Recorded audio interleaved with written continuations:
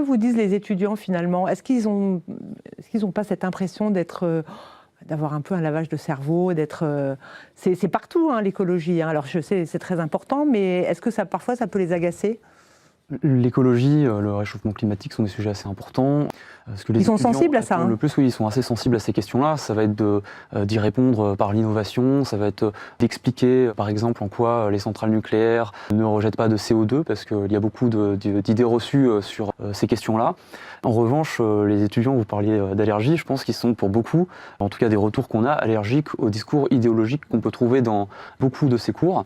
Aujourd'hui, on a beaucoup d'écoles de commerce qui, ne serait-ce que sur leur page d'accueil, vont présenter leur vision de l'environnement comme étant important parce qu'il faut sensibiliser les étudiants au changement climatique. Et là, souvent, il y a des cours qui vont s'accompagner d'idéologies derrière, comme l'idéologie de la décroissance économique ou l'idéologie anthropocène, qui est aujourd'hui très contestée dans le milieu scientifique, puisque l'Union internationale des sciences géologiques a réfuté ce concept l'année dernière en affirmant qu'il était biaisé idéologiquement. C'est quoi ce concept ? C'est un concept qui part du constat qu'avec un certain nombre de données, que nous sommes en train de changer d'ère géologique, que nous étions que nous passons d'une 5e ère à une 6e ère, notamment à cause des activités humaines, et qu'elles seraient plus importantes sur l'environnement que les grandes lois naturelles, par exemple comme la tectonique des plaques, tout le volcanisme ou les courants océaniques par exemple.